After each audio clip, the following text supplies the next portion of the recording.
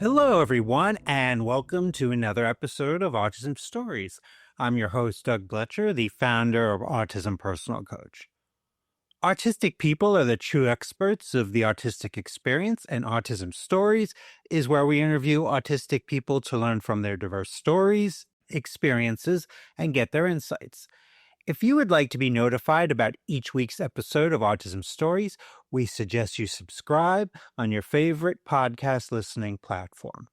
Now, on to today's episode where Lee Hopkins joins us to discuss meaningful relationships for autistic people. We hope you enjoy today's conversation. Lee, thank you so much for joining me here on Autism Stories. Wow, Doug, I'm delighted to be here. Thanks for the invitation.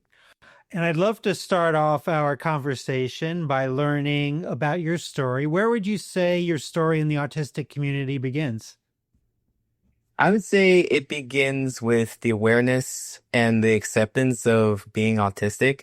And that would be maybe 6 months or so ago. And I'm 42. So that's a long time to go through life not knowing how to be or who I am. The authenticity that everyone says that you need to have.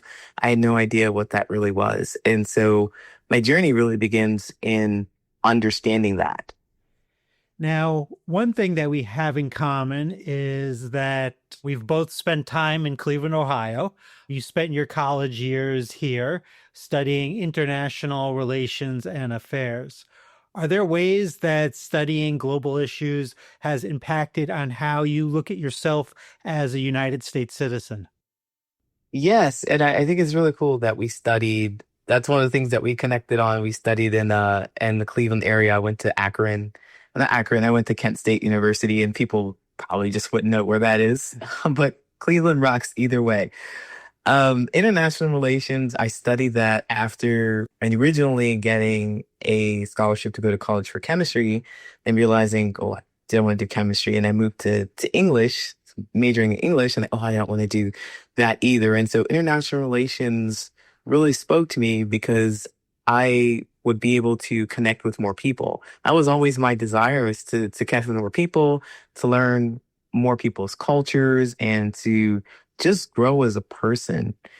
Satisfy that curiosity. Had no idea where that curiosity came from, but I wanted to satisfy that curiosity. And so, studying different cultures and different experiences of other people has really informed me and kind of made me think that I don't know a whole lot, or that being a US citizen is really stifling in the sense that I'm not getting education about other cultures. And this was 20 something years ago.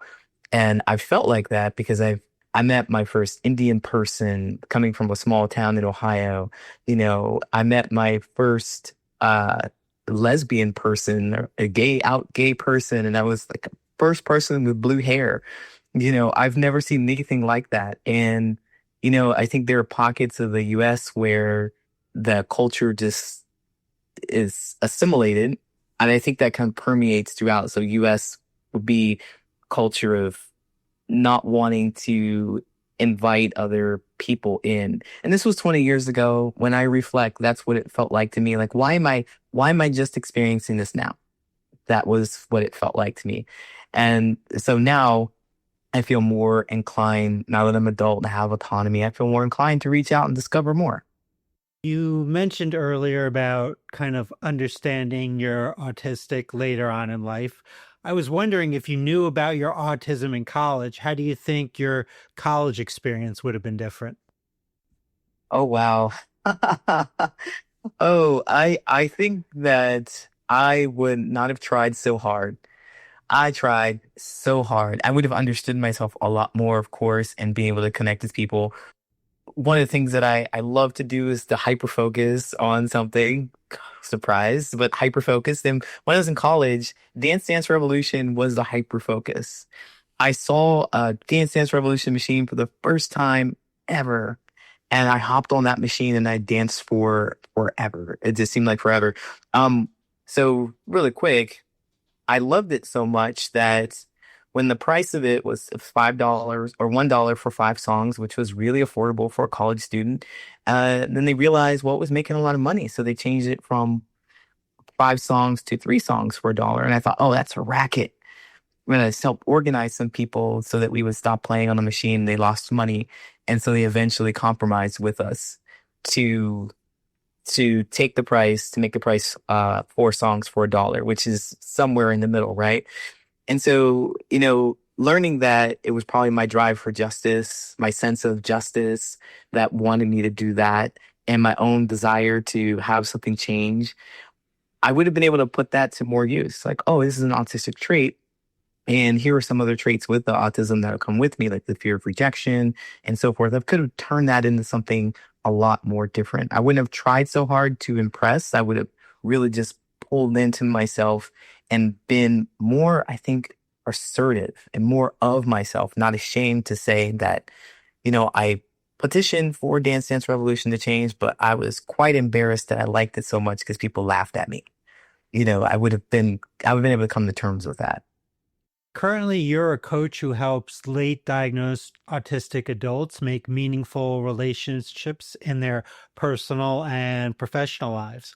What are some of the most important things you think late diagnosed autistic folks need to think about in developing these relationships? Well, I think that the meaningful relationship comes from the understanding of the self. And I wouldn't have struggled so much if I had known that these are my traits and my characteristics, and this is how I'm going to behave. Instead, I had to have an experience where I was surprised or upset or had a meltdown or just was overstimulated and I didn't know what to do with it. It was a surprise to me and everybody else around me too. I think that it would have been much better to be able to say, like, these are my characteristics. This is how I'm going to show up and speak it, let them know instead of, having to go through that experience. And so when we're talking about late diagnosed autistic people who don't have that realization of the characteristics that inform their own autism, they need to know how it shows up. And I think this is true for anybody, autistic or not, but especially for these traits that we haven't recognized in ourselves being autistic. And so knowing yourself will help you help other people know how you want to be treated. So you don't have to wait for them to cross a boundary. You can tell them what your boundaries are. You can set them and then you can decide how they're going to respond, or you can decide whether or not you like their response instead of going through the whole 5, 10 months trying to figure out this person. We've already talked about your identity of being autistic, but you also have another identity of being a transgender man. How do you see the intersection of those identities in relation to developing relationships?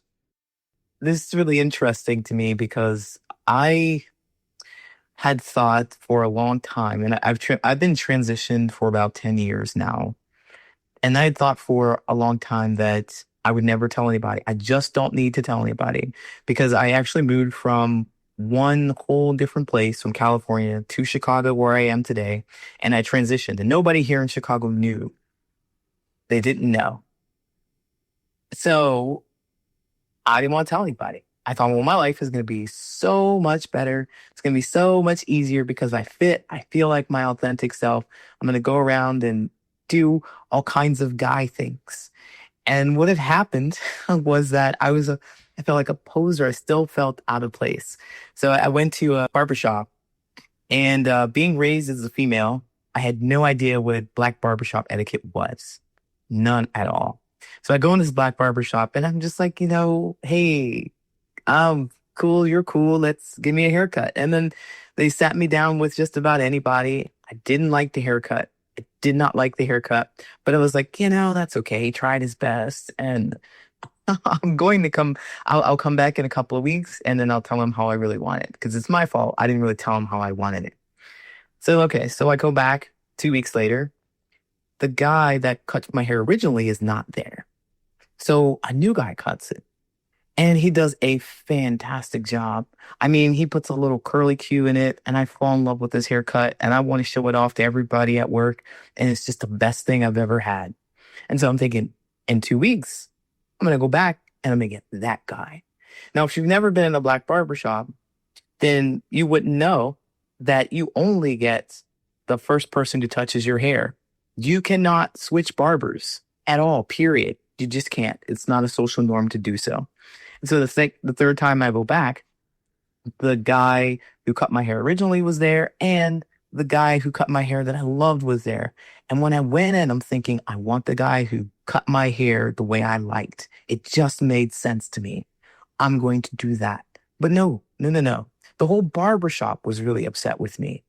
The entire barbershop, everyone in there was confused about why I would. And the guy who cut my hair originally said he thought I really didn't like him because he was a jerk or something.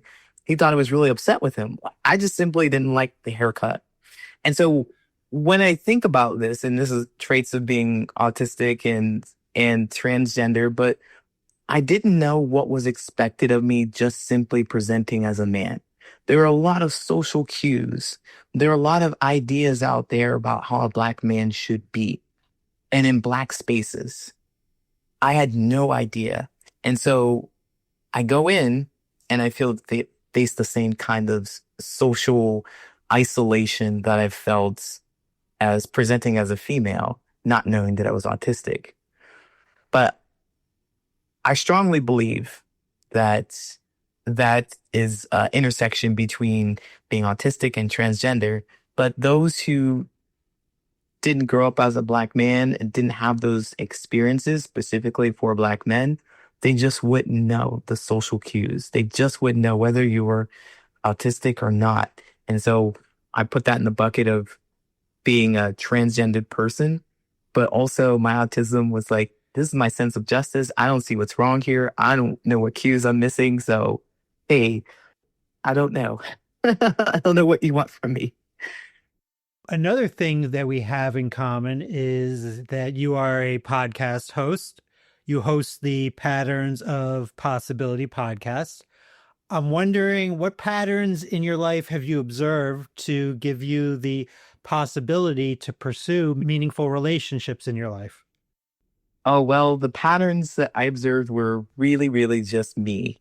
Me doing me stuff. And what I mean is that I grew up originally in Ohio. I moved around in Ohio. I moved around a lot because I understood that all you need to do is find your tribe. That's everybody just says, just go find your two things, be yourself, and then go find your tribe.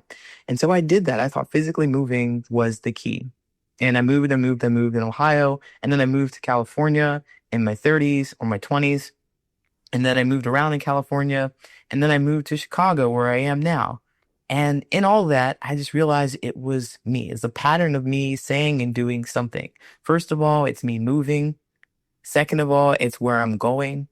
And third of all is what I'm saying to people and recognizing those little pieces of like the barbershop incident. Oh, I'm not understanding what's going on here and no one's telling me.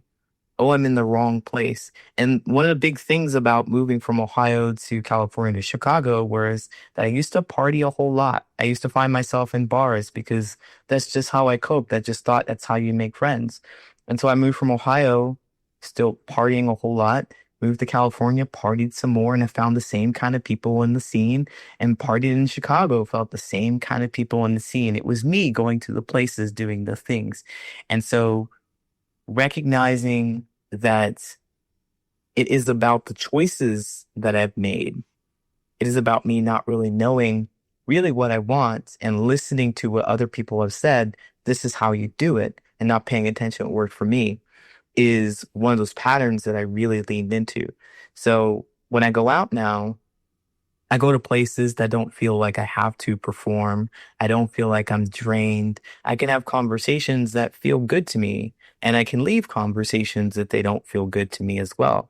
I'm not bound by anything. And that was a pattern of people pleasing where I was bound by making sure everyone else felt better. So releasing that, being able to let people understand that, well, there's two people in this conversation. I want to feel connected to you, but if you're talking at me or if I'm bored with the conversation, then we have to adjust. And your feelings being hurt isn't really my responsibility anymore. It's not that today. My responsibility is to myself, and I'd love to be connected, but we really have to find somewhere to connect. And lastly, Lee, how can our listeners learn about you and the Patterns of Possibility podcast? You can find me at patternsofpossibility.com. I have a really awesome boundaries and masking quiz available for free. Go ahead and check that out. So, some questions to help you understand if you're masking, if you are showing up authentically, and how it's impacting your relationships. And you can find the Patterns of Possibility podcast on all listening platforms, Apple, Spotify, and on YouTube as well. I hope someday to turn it into a video interview podcast, but I'm not quite there yet. I just love to use my voice.